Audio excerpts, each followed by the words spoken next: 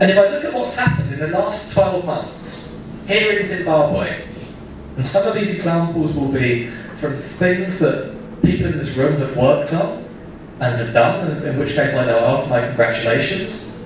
But also some of these examples will be from your challenges, those that have come in from other areas. But if I look at some of the examples in this quest for innovation and differentiation, I can see that there are new products, whether it's lending, whether it's funeral cover, and things that actually matter to people, things that are tangible, things that aren't fripperies, that aren't trivial, things that people are concerned about, meeting their needs, changing how they engage with the banking and the financial sector, whether it's PayPal's introduction to Zimbabwe, CABs changing some of their mortgage lending activities, Steward Banks, that's obviously a slightly blurred graphic because I've tried to stretch it too much, their introduction of the agent network,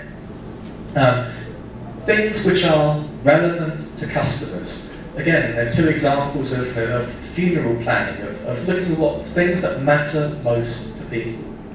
So it's not just about all of the cool things that digital can bring. It's about thinking, okay, so what do our citizens need?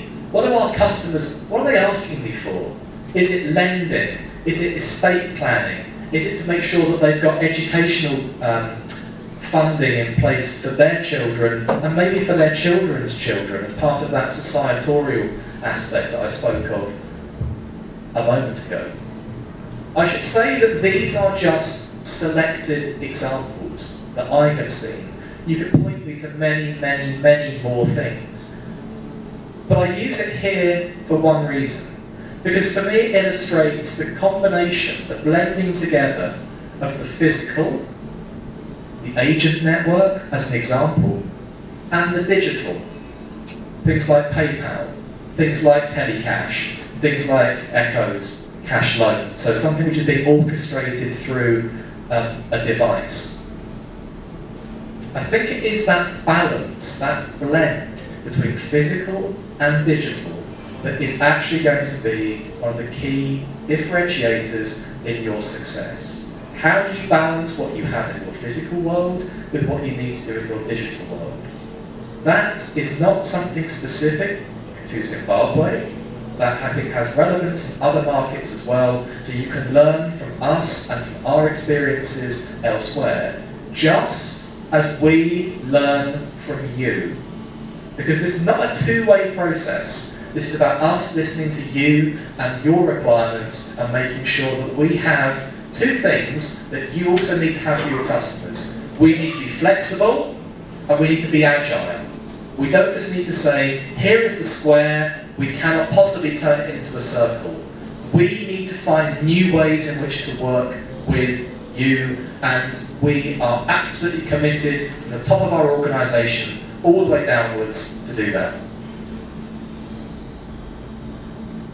One of the other aspects I think we need to do in Zimbabwe is this balance, not just between physical and digital, but this balance between sales and service.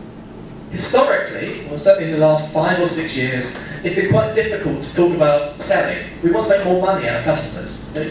You're not a charity, you're here to make money. That's okay, you're a business. Sometimes it's quite difficult to sell that concept without customers thinking they're just a number.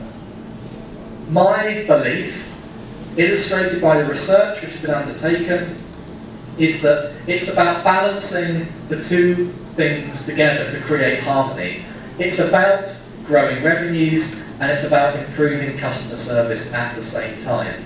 I'm currently working on a research project which actually goes into this in more detail. Once the results are known during the summer, I'll make sure that you get sight of the findings. But it has to be this harmony between sales and service. And as part of that, as part of the extending the range of channels and features, it's about not losing sight of the fact that we've got digital, we've got physical, we've got sales, and we've got service. And all those multi-dimensions need to interact and fit together. A bit like a cube or a a jigsaw puzzle piece. One piece missing, and it doesn't look right. Get it all in place, it looks perfect.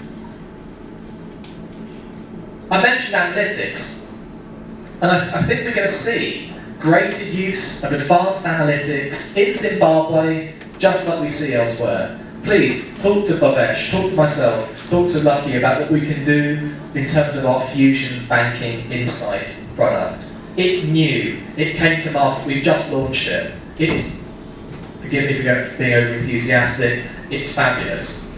It gives you the insight that you need into the historical analysis of your customer data, but also gives you that foresight to say, here is what's going to happen next, here is how I can prepare myself and my strategy accordingly. You can react very fast. One of the things that this banking sector has struggled with is recovery from shock. Whether it's about identifying soured loans, or whether it's about some other aspect, but the ability to identify risk before it really becomes an issue, and then if it does become an issue, to recover from it quickly, that's, I think, an imperative within this banking industry, and indeed other parts of the world's banking industry as well. However, there is a however here, that everything that I do is considered as what's the trade-off, is that if you're looking at customers and their information, let's not make sure that we're breaking anything that can be construed as invading their privacy. My privacy is very, very important. Not because I've got lots and lots of things to hide, but because it's sensitive to me. I don't go onto Foursquare and tell the world where I am. Facebook. I do use Twitter. I choose how much information I want to share about me. I would encourage any bank, as part of their digital strategy, to make sure they don't go too far down the one path, because there are so many examples where a good idea goes wrong. Let me tell you one example, just to show you how important this is. In the US, this is outside the banking sector, there is a retailer called Target, like a grocery store, superstore, sells everything in Target, and they've got a loyalty program that allows customers to get discounts on their products and services, and they'll get recommendations and vouchers and things like that. About 3 years ago, there was a Target customer who received a letter in the post, and the letter said, "Congratulations on the pending arrival of your new baby." And he said to his wife, "What are you trying to... Baby? You're pregnant? How do they know?" This went on for a while. And it wasn't his wife who was pregnant, it was his teenage daughter. And they'd identified that there must have been a pregnancy in that family by analysing the transaction data where somebody was buying diapers, baby products, baby wipes, skin care. They weren't buying any contraception. That may have that could have prevented all this happening in the first place. But my point is this, is that in trying to be super helpful and super nice to the customer, Target created something very embarrassing. Great anecdote, and it's true, you can Google it, it's well known. It's one of my favourite examples. I've got lots of anecdotes that we all have. That's one of my favourite ones, that when you try to use the data and you just get it wrong. And it's embarrassing. It's embarrassing for the customer, a bit more embarrassing if you're the guy at Target who goes, yeah, let's just target prospective parents, not actually knowing whether they know that they're pregnant or not. But I use that as my example today, is that we must not fall foul of privacy, we must not forget to consider what are the impacts of getting this wrong. And there's this. Whilst I'm on the scary stuff, there's this as well, which is, in this digital world, we're not a security vendor. We work with security vendors, we've made sure that our products are robust, resilient, we've done all of our diligence inside of devices to make sure that we're not allowing fraudsters an easy path to ripping the guts out of a customer's account.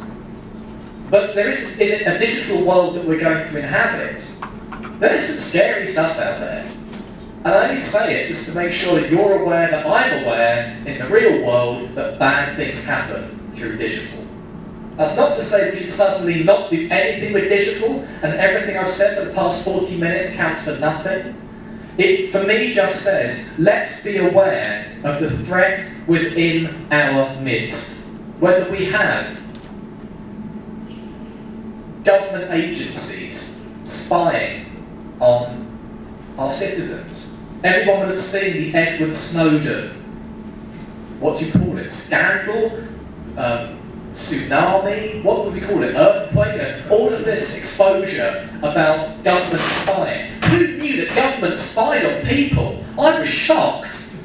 Of course, everybody knows that happens, but it's now just been illustrated in with far more clarity, because it's exposing data, whether it's telco, phone records, bank account information, that digital footprint that we leave everywhere. Whether it is terrorists using digital by which to fund, or cybercrime to fund their activities, whether it's the kind of the what do you call them?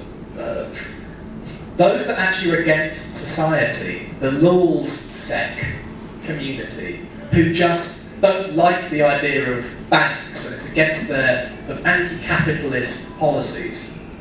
And then there's just your good old-fashioned hacker who just wants to do it because he saw something and thought he would like to be causing malevolent behaviour within the industry. All these threats exist. Every second of every day, one of these groups is trying to do something to get inside of your bank. Just they're trying to get inside of my sys, they're trying to get inside my Gmail account. Not that they're going to find anything, but it's just these vulnerabilities in systems are being exploited. Africa, this is not my headline, this is a headline from a journal. Is it seen as a safe harbour for cyber criminals because the prosecution aspects are perhaps not as rigorous? I'm not here today to level accusation to anybody.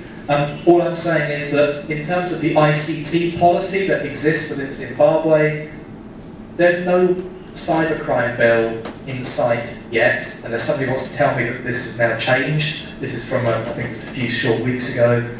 So with all of the good in digital, of course, there is some trade-off as well that means that it isn't quite a perfect world that we live in. But it's not a perfect world, of course. So for me, that's just important to acknowledge that with the good comes the challenging.